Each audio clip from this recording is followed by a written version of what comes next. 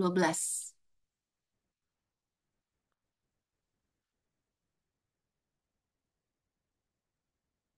Nah, oke teman-teman, kita masuk sesi 12 ya.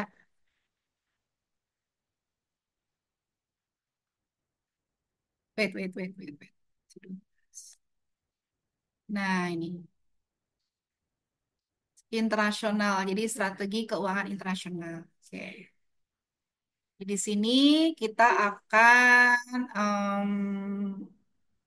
ya di mana di sini teman-teman ya dalam strategi keuangan internasional di sini kita akan belajar bagaimana perencanaan dan implementasi ya mengenai langkah-langkah keuangan perusahaan-perusahaan yang beroperasi di pasar global ya yang meliputi di sini kalau kita bicara mengenai strategi keuangan biasanya dia akan berinvestasi dalam pasar valuta asing gitu kan dalam mata uang gitu kan. Kepala ini nih translate-nya analisis investasi gitu kan dan manajemen resiko. Dan tujuan dari keuangan internasional itu adalah strategi keuangan internasional adalah untuk mengoptimalkan penggunaan sumber daya dan juga memaksimalkan gitu kan keuntungan ya pemegang saham ya dan juga mengelola resiko gitu kan sambil juga mempertimbangkan perbedaan dan kompleksitas di berbagai sistem dan lingkungan secara global gitu ya teman-teman. Konsepnya sebenarnya sama dengan manajemen strategi keuangan dari apa namanya di dalam suatu negara nasional lah katakan seperti itu ya. Namun di sini karena kita sudah bicara aspek-aspek global tentu saja ya resikonya akan semakin besar karena adanya perbedaan lingkungan dan juga ekonomi yang berbeda gitu kan. Nah, bentuk-bentuk dari strategi keuangan internasional ada yang namanya strategi hedging gitu kan. Ada yang namanya strategi penilaian dan manajemen resiko gitu kan. Ada juga kerangka strategi mengenai kerangka kerja peraturan dan kepatuhan, kemudian strategi pembiayaan dan struktur permodalan. Nah, jadi di sini kita tadi bicara ya yang pertama hedging ya. Hedging itu apa? Hedging itu adalah menggunakan instrumen keuangan seperti kontrak berjangka atau futures gitu kan. Dan opsi mata uang atau currency option gitu kan. Tujuannya adalah untuk melindungi diri dari pergerakan nilai tukar yang merugikan. Nah, biasanya orang hedging pakai apa nih? Kalau kalau di Indonesia atau di rumah di negara kita orang-orang senang hedging tuh pakai apa? Pakai emas gitu kan. Beli emas tujuannya adalah untuk melindungi diri dari pergerakan dari nilai tukar ya kan. Nilai tukar kan semakin tinggi kan. Nilai tukar rupiah kan semakin rendah gitu kan terhadap dolar kan. Jadi kita hedging hedging hedging dengan contohnya ya emas ya gitu kan itu bisa melindungi. Nah, tapi kalau di luar negeri hedgingnya berbeda gitu. Alat untuk hedging dia berbeda. Kemudian diversifikasi mata uang. Di sini dia memiliki cadangan mata uang di berbagai negara untuk memitigasi dampak negatif dari fluktuasi nilai tukar. Kemudian di sini kita akan lihat bagaimana manajemen sumber daya keuangan global ya. Mana di sini ya, di sini termasuk di dalamnya adalah pendanaan internasional ya. Jadi mengelola bagaimana perusahaan itu memperoleh dana gitu. Baik, ini kok kayak gini ya? Nggak kelihatan nih. Ininya miring ini ya. Gininya, ininya ternyata ya. Nah, gitu. Jadi, mengelola bagaimana perusahaan itu memperoleh dana, baik dari pasar modal internasional, kemudian pinjaman bank asing, dan penerbitan saham dan obligasi. Kemudian juga jangan lupa harus juga dikelola bagaimana likuiditasnya, gitu kan. Yaitu dengan cara memastikan ya akses ke dana yang cukup gitu untuk memenuhi kebutuhan operasional di berbagai negara. Kemudian kita juga di sini aspek lainnya adalah pengelolaan pajak internasional nih gitu kan. Mana kita tahu bahwasanya pajak itu adalah salah satu faktor penting ya. Kan karena apa? Setiap negara itu memiliki kebijakan pajak yang berbeda-beda. Konon katanya pajak Indonesia itu masih lebih murah daripada di Eropa dan di negara-negara Eropa dan Amerika gitu ya. Tapi ketika pajak itu naik kita pun juga nggak setuju ya. Ya, apalagi kalau kita udah bicara mengenai konteks global gitu ya, teman-teman ya, tentu saja penting banget nih kita harus memperhatikan dari pajaknya gitu kan.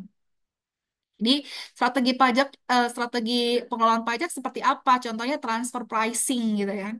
Jadi dia menetapkan harga atau barang dan jasa yang diperdagangkan antar anak perusahaan di negara yang berbeda.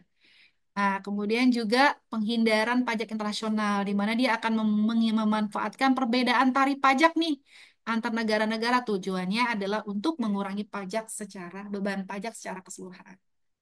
Kemudian juga aspek lainnya adalah kebijakan dividen ya.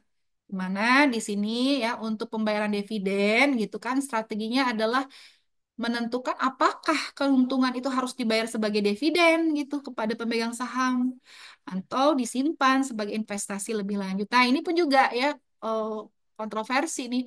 Kalau dividen nggak diberikan, pemegang saham lain kabur gitu.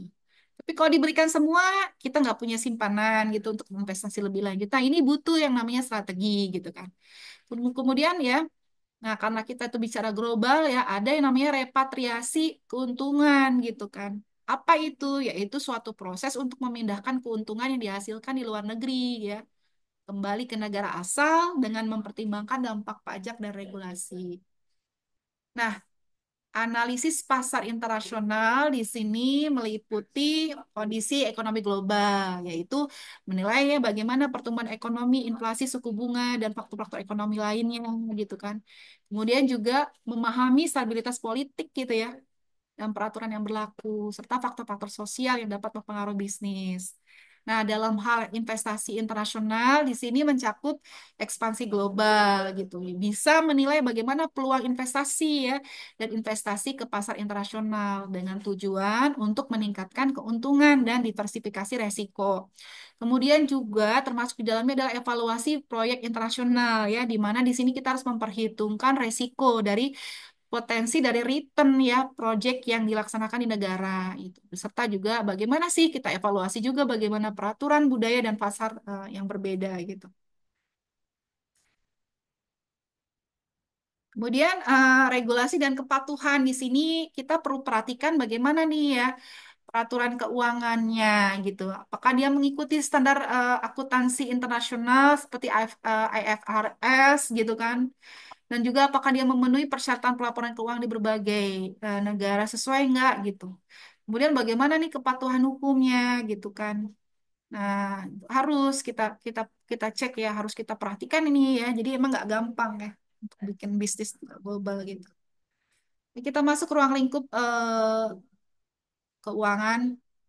Dia ada resiko pertukaran asing, resiko politik, analisis investasi langsung, dan pasar pertukaran mata uang. Nah, yang pertama adalah mengenai resiko pertukaran mata uang, di mana di sini resiko mata peruangan itu adalah potensi kerugian yang timbul akibat adanya fluktuasi nilai tukar mata uang di suatu negara terhadap mata uang lainnya. Nah ini pada sebenarnya baik-baik aja, tapi ternyata mata uangnya lagi turun gitu kan. Perdagangan kita masih baik-baik aja gitu kan. Volume penjualannya masih baik-baik aja, tapi ternyata ada penurunan ya kan dari apa exchange rate-nya itu. Nah, itu dapat juga merupakan potensi dari kerugian ya. Terus kemudian yang kedua ada resiko politik gitu ya. Resiko politik gitu kan di mana di sini timbul akibat adanya kondisi perubahan kondisi politik di suatu negara ya. Ini juga bisa mempengaruhi operasional dari bisnis internasional kita gitu. Jadi resiko ini mencakup apa? Ya, tentu saja ada kebijakan pemerintah yang tidak stabil. Nih sekarang lagi banyak nih kebijakan-kebijakan yang tidak stabil gitu kan. Kemudian nasionalisasi, jadi nggak boleh nih gitu kan. Yang tadinya kita dikasih kesempatan untuk bisa usaha di negara X lah katakan karena negara X-nya itu nasionalisasi, nggak boleh tuh ada orang-orang asing itu juga pengaruh ya. Kemudian perubahan regulasi, ketidakpastian politik gitu kan. Nah, seperti itu. Kemudian analisis langsung, analisis investasi langsung gitu. Nah, jadi foreign direct investment atau FDI ini melibatkan penanaman modal oleh perusahaan dan individu di negara asing untuk memperoleh kontrol yang signifikan atas operasional. Nah, terus kemudian adanya pasar pertukaran mata uang gitu kan atau foreign exchange market gitu kan, adalah pasar global di tempat di mana perdagangan mata uang internasional ini berlangsung. Dan pasar ini menyediakan likuiditas yang diperlukan ya untuk transaksi internasional. Nah, kemudian sumber keunggulan eh, internasional yang pertama adalah beragamnya keunggulan keuangan internasional adalah beragamnya sumber informasi ya, kemudian pemberdayaan pengetahuan, kemudian harus mengikuti perkembangan terbaru nih gitu kan. Jadi harus tetap diperbarui. Kemudian adanya penyesuaian strategi yang proaktif ya. Ya, kemudian keunggulan kompetitif ya, seperti itu. Ya, ini sudah di-share kok ini ya. Sekarang kita coba yuk berarti teman-teman ya. Kita sama-sama aja ya. Apa yang dimaksud dengan resiko pertukaran mata uang? A, resiko yang terkait dengan perubahan mata suku bunga.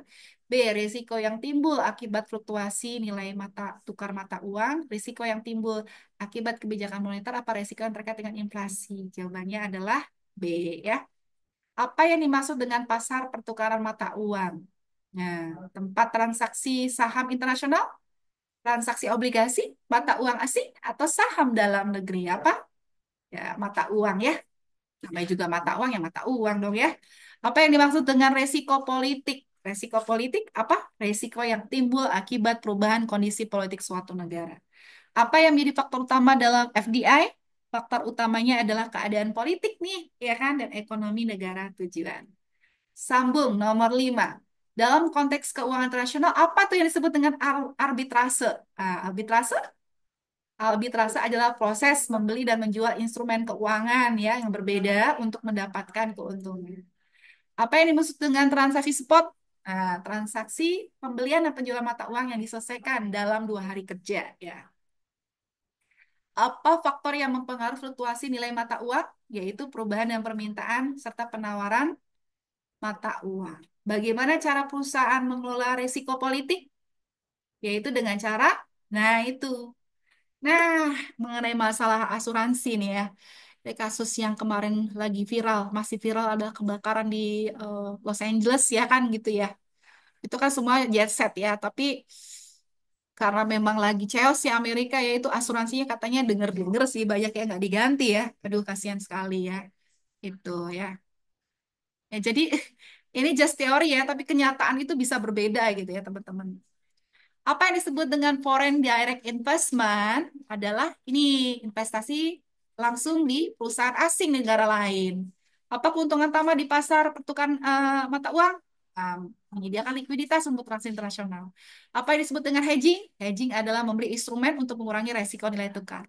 Apa keunggulan kompetitif dalam keuangan internasional? Dicapai dengan menggunakan teknologi finansial, fintech ya.